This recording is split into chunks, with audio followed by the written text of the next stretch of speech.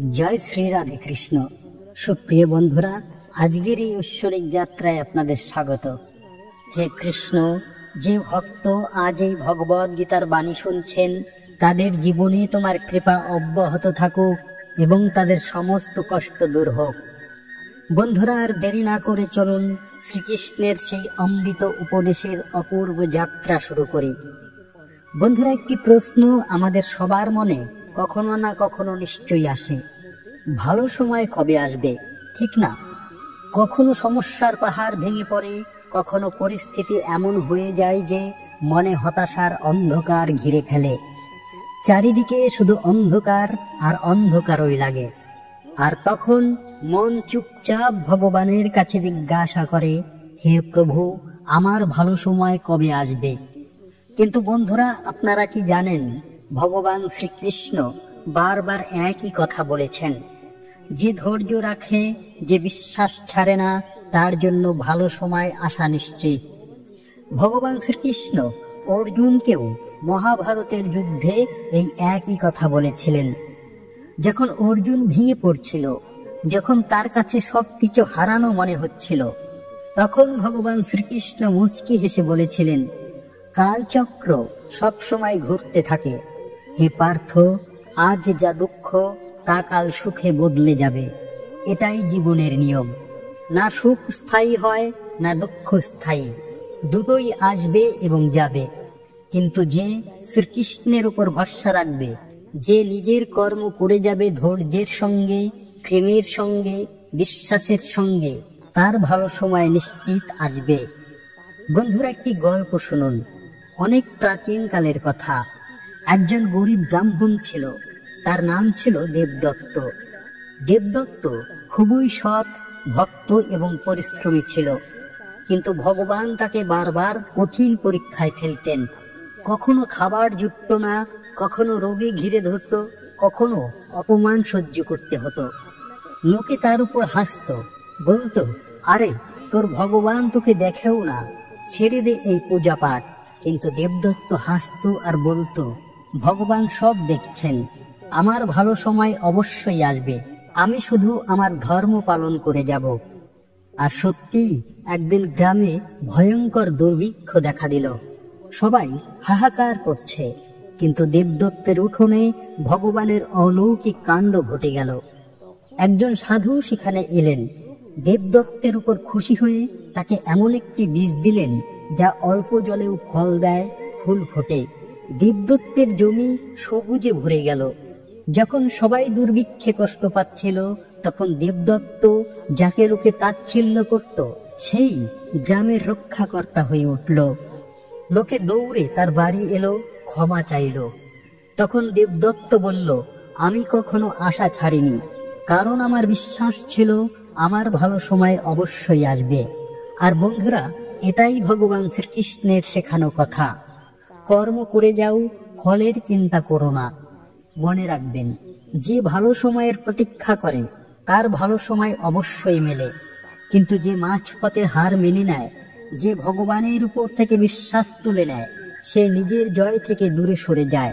শ্রীকৃষ্ণ গীতায় স্পষ্ট বলেছেন, মামেকম শরণং ব্রজ, অর্থাৎ শুধু আমার শরণে এসো, আমি তোমার সমস্ত পাপ হরণ করব, তোমাকে মুক্ত করব।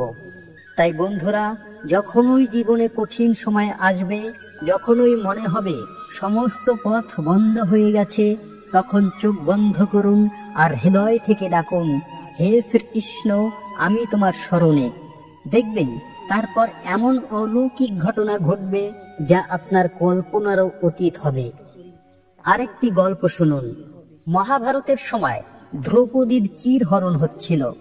দ্রৌপদী প্রথমে নিজের শক্তির উপর, তারপর তার স্বামীদের উপর ভরসা করেছিল।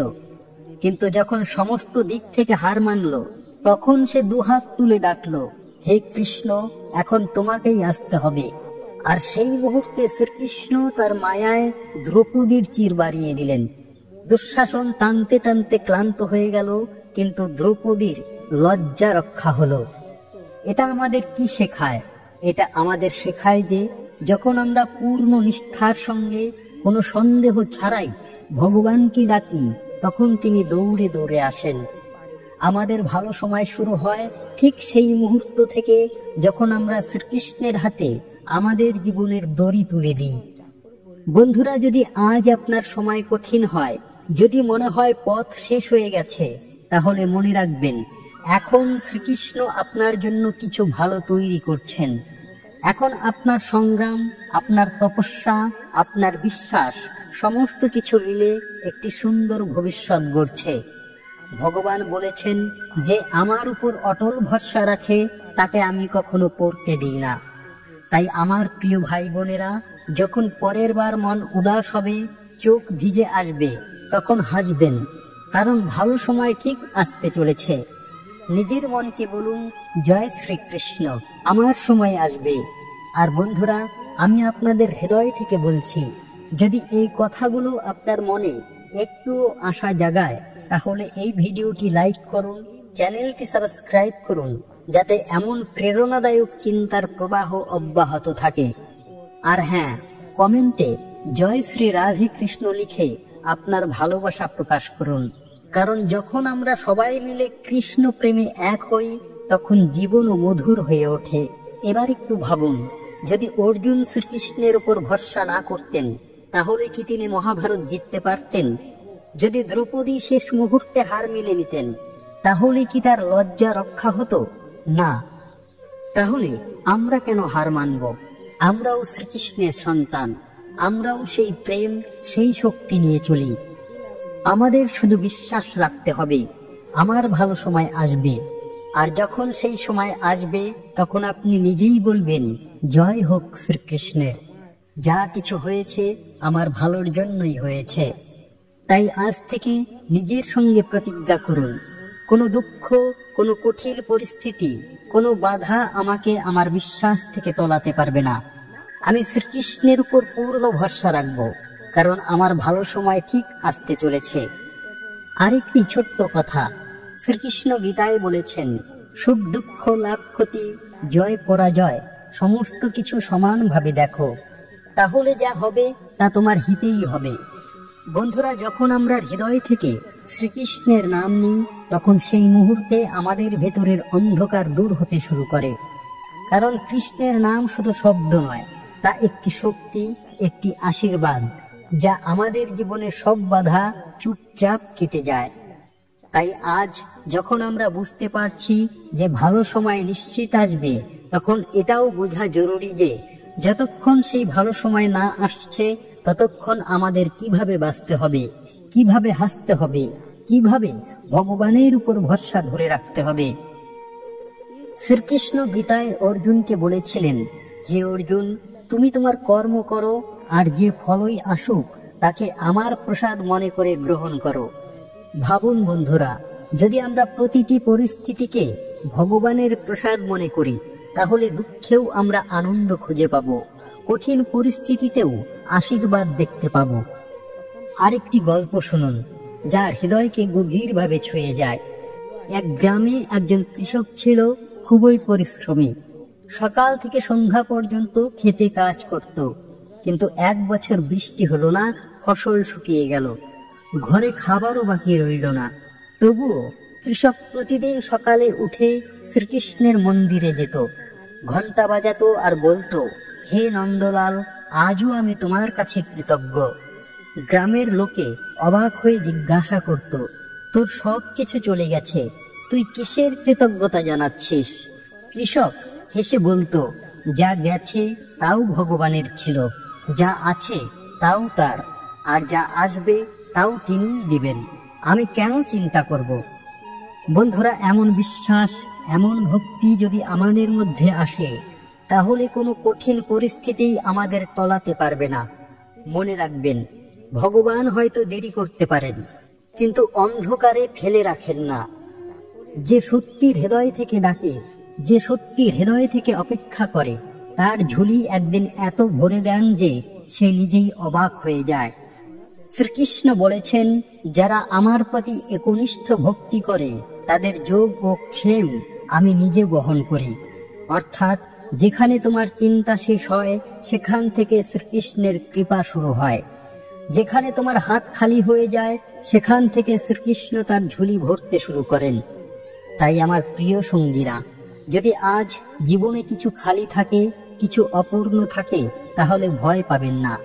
এই খালিপনা ভগবানের পরিকল্পনার অংশ। তিনি আপনাকে কিছু বড় দিতে চলেছেন, আপনাকে এমন উচ্চতায় নিয়ে যাবেন যেখান থেকে পিছনে ফিরে তাকালে আপনি বলবেন, ধন্যবাদ সেই কঠিন সময় যা আমাকে এখানে পৌঁছে দিয়েছে। এক মুহূর্ত ভাবুন, যদি ঝড়ো বৃষ্টি না হয় তাহলে বীজ কিভাবে অঙ্কুরিত হবে? যদি তীব্র রোদ না হয় তাহলে গাছ কিভাবে শক্ত হবে? তেমনি আমাদের জীবনেও যখন ঝড় আসে তখন তা আমাদের ভাঙতে আসে না, আমাদের শক্ত করতে আসে। শ্রীকৃষ্ণ এটাই শেখান, হে অর্জুন, তুমি যোদ্ধা, তোমাকে রণক্ষেত্রে দাঁড়াতে হবে, তোমার কাজ যুদ্ধ করা, জয় আমার কৃপায় হবে। তাই বন্ধুরা, যখন তোমার জীবন রণক্ষেত্রে পরিণত হয়, যখন চারিদিক থেকে চ্যালেঞ্জ ঘিরে ধরে, তখন হাসো আর শ্রীকৃষ্ণের স্মরণ নাও, কারণ তোমার যুদ্ধের জয় শ্রীকৃষ্ণ ইতিমধ্যেই নির্ধারণ করে রেখেছেন। তোমার কাজ শুধু লড়ে যাওয়া, সাহসের সঙ্গে, ভক্তির সঙ্গে। আমি আপনাদের সঙ্গে একটি ছোট্ট কথা ভাগ করতে চাই, যা হয়তো আপনার হৃদয় ছুঁয়ে যাবে। কখনো কখনো আমাদের মনে হয় ভগবান আমাদের কথা শোনেন না। আমরা এত প্রার্থনা করলাম, এত কাঁদলাম, এত চাইলাম, তবু আমাদের সমস্যা সমাধান হলো না। কিন্তু বন্ধুরা, কখনো কি ভেবেছেন হয়তো ভগবান আমাদের জন্য আরো সুন্দর কিছু তৈরি করছেন? হয়তো তিনি আমাদের সেই জিনিস থেকে বাঁচাচ্ছেন যা আজ ভালো লাগলেও ভবিষ্যতে দুঃখ দেবে। তাই শ্রীকৃষ্ণ বলেন, যা আমার ভালো লাগবে তাই তোমাকে দেব। তাই ভরসা রাখুন। যদি কোনো ইচ্ছা পূরণ না হয় তাহলে বুঝে নিন, হয় সময় ঠিক নয়, নয়তো ইচ্ছাটা ঠিক নয়। কিন্তু আপনার পরিশ্রম, আপনার ভক্তি, আপনার প্রার্থনা, এই সব একে একে ভগবানের খাতায় জমা হচ্ছে। আর একদিন সেই খাতা ভরে যাবে। তখন এমন কৃপার বৃষ্টি হবে যে আপনি নিজেই বলবেন, হে প্রভু, তুমি তো আমার স্বপ্নের থেকেও বেশি দিয়েছ। আর তখন আপনার জীবনে সেই দিন আসবে যার জন্য আপনি বছরের পর বছর অপেক্ষা করেছেন। তখন আপনি জানবেন, ভালো সময় কেবল স্বপ্ন ছিল না, তা ছিল নিশ্চিত। শুধু একটু ধৈর্য লাগতো, একটু ভরসা লাগতো। মনে রাখবেন, ভগবান শ্রীকৃষ্ণ কেবল তাদেরই পরীক্ষা নেন যাদের তিনি মহান করতে চান। তাই যদি আজ আপনার পরীক্ষা হচ্ছে, তাহলে খুশি হন, কারণ আপনি বিশেষ, কারণ আপনার জন্যও শ্রীকৃষ্ণের একটি বিশেষ পরিকল্পনা রয়েছে। আজ আপনি যতই একা বোধ করুন, যতই ভাঙা বোধ করুন, যতই ক্লান্ত বোধ করুন, শ্রীকৃষ্ণ আপনাকে শুধু এই কথাই বলছেন, হে আমার ভক্ত, থেমো না, হেরে যেও না, তোমার ভালো সময় আসছে। আর যখন সেই সময় আসবে, তখন আপনার প্রতিটি পরিশ্রমের ফল মিলবে, প্রতিটি অশ্রু মুক্ত হয়ে যাবে, প্রতিটি প্রার্থনা উত্তর পাবে, প্রতিটি অসম্পূর্ণ গল্প সম্পূর্ণ হবে। তাই আজ আমরা সবাই মিলে শ্রীকৃষ্ণের কাছে প্রতিজ্ঞা করি, আমরা হারবো না, থামবো না, ভাঙবো না, কারণ আমরা জানি আমাদের ভালো সময় ঠিক আসতে চলেছে। আর যখন সে আসবে, তখন আমরা আমাদের হৃদয় থেকে, আমাদের আত্মা থেকে গোটা বিশ্বকে বলবো, জয় শ্রীকৃষ্ণ। আপনাদের কাছে আমাদের ছোট্ট একটি অনুরোধ, যদি এই কথাগুলো আপনার মনে একটু আলো জ্বালায়, যদি আপনি ভেতরে একটু আশা অনুভব করেন, তাহলে এই ভিডিওটি ভালোবাসার সঙ্গে লাইক করুন, চ্যানেলটি সাবস্ক্রাইব করুন, আর নিচে কমেন্টে লিখুন, জয় শ্রী রাধে কৃষ্ণ। কারণ আপনার লেখা রাধে কৃষ্ণ কেবল একটি শব্দ নয়, তা আপনার আর শ্রীকৃষ্ণের মধ্যে যোগাযোগের একটি সুন্দর সেতু। সেই সেতু যা আপনার স্বপ্ন, আপনার প্রার্থনা, আপনার সংগ্রামকে শ্রীকৃষ্ণের কাছে পৌঁছে দেয়। জয় শ্রী রাধে কৃষ্ণ।